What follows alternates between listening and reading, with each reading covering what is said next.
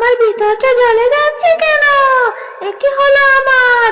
ওরে বাবা রে, আমাকে বাঁচাও!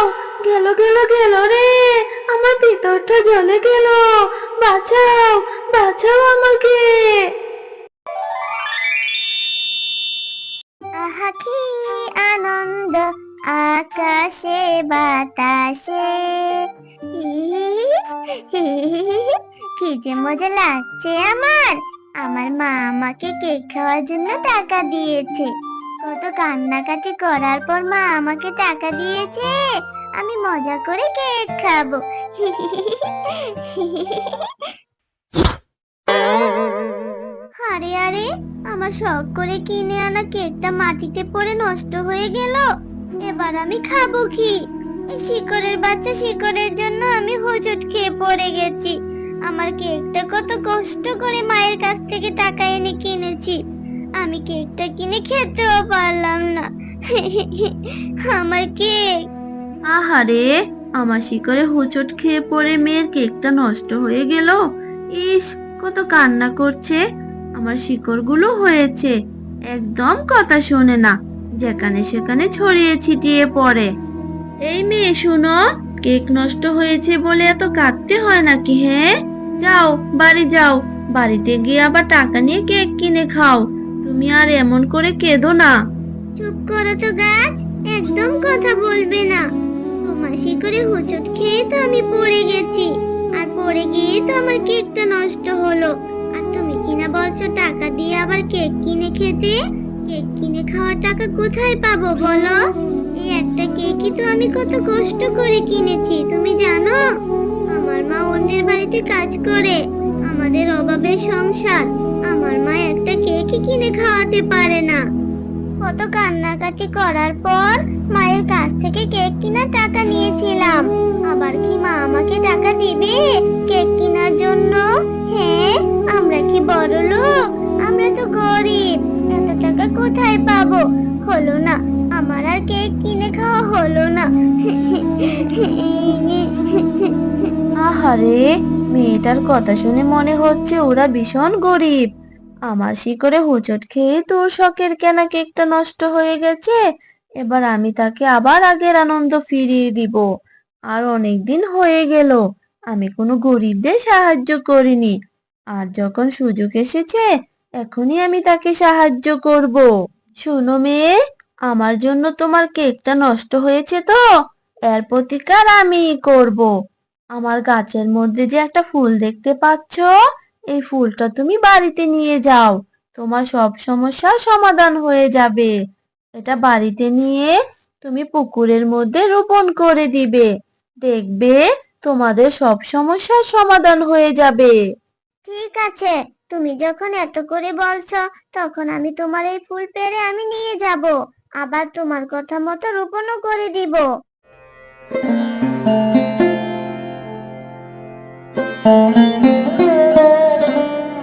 কি রে জিলি, এখানে তুই কি করছিস? আর তোর পাশে এটা কিসের ফুল? ফুলটা দেখতে যেন কেমন অদ্ভুত, আর কেমন ঝাঁঝালো একটা গন্ধ আসছে। কোথায় থেকে ফুলটা আনলি রে জিলি?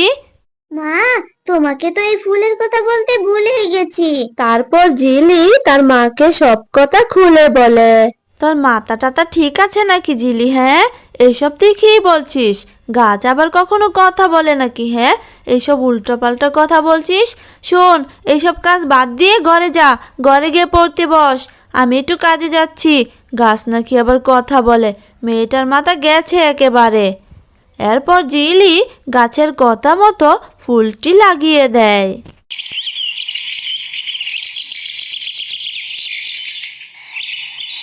ও মা, এটা কি দেখছি আমি?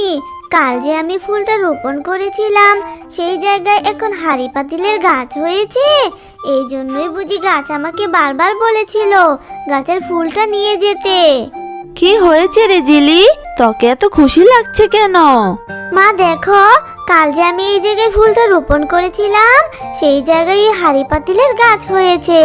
এখন থেকে তুমি হাঁড়ি পাতিলগুলো বিক্রি করতে পারবে মা, আর সেই টাকা দিয়ে আমি কেক কিনে খেতে পারবো। কি মজা, তাই না মা? খবরদার জিলি, তুই এই গাছ থেকে একটাও হাঁড়ি পাতিল ছিঁড়বি না। ফুল থেকে হাঁড়ি পাতিলের গাছ হয়ে গেল, কেমন যেন একটা সন্দেহ লাগছে। এটা কোনো খারাপ কিছুর আভাস নয় তো? তুই না কোন গাছের কথা বলেছিস? তুই আমাকে সেখানে নিয়ে যা, আমিও দেখতে চাই কোন গাছ তোকে এই ফুল দিয়েছে, যা থেকে এই হাঁড়ি পাতিলের গাছ হয়েছে। ঠিক আছে মা, চলো আমি তোমাকে সেই গাছের কাছে নিয়ে যাচ্ছি।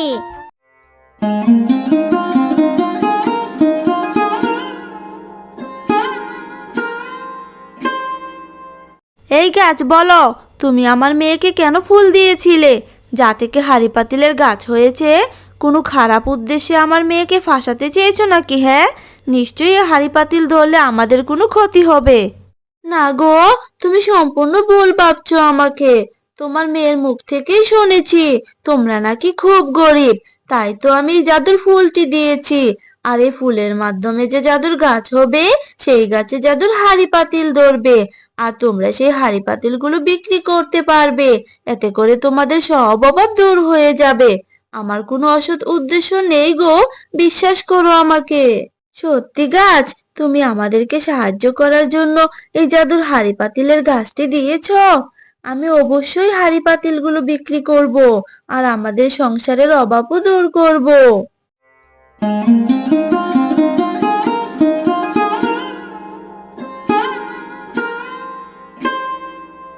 চল মা, তাড়াতাড়ি গাছ থেকে হাঁড়ি পাতিলগুলো পেড়ে নেই। তারপর হাঁড়ি পাতিলগুলো বিক্রি করতে বাজারে নিয়ে যেতে হবে। তারপর থেকে শেফা শিয়ালিনী গাছ থেকে হাঁড়ি পাতিলগুলো পেড়ে বাজারে বিক্রি করে অনেক ধনী হয়ে যায়। আমি এর জন্যই তো অপেক্ষা করছিলাম।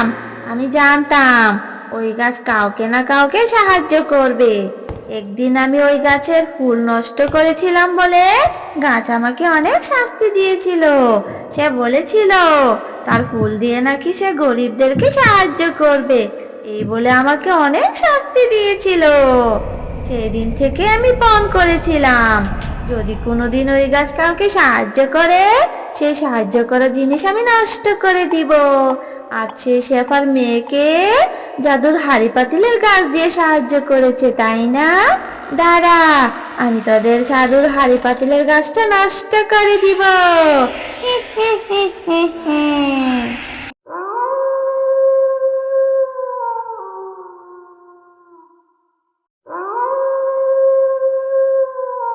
এই তো, এই তো সেই জাদুর হাঁড়ি পাতিলের গাছ।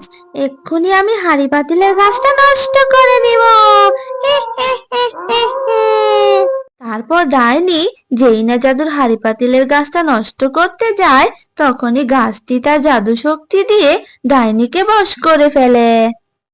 এ কি হলো আমার? আমার ভিতরটা জ্বলে যাচ্ছে কেন?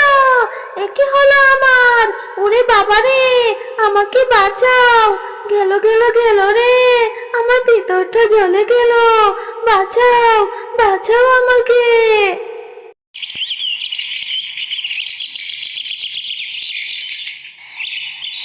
আমি আগে থেকেই জানতাম আমি কাউকে সাহায্য করলে ডাইনি সেই সাহায্য করা জিনিস নষ্ট করে দিবে।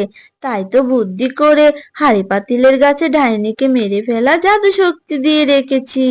ঠিক হয়েছে একদম। এইবার ডাইনির উচিত শিক্ষা হয়েছে। হ্যালো বন্ধুরা, গল্পটি ভালো লেগে থাকলে চ্যানেলটি সাবস্ক্রাইব করে দিও আর পাশে থাকা বেল আইকনে প্রেস করে আমার পাশেই থেকো। ধন্যবাদ সবাইকে।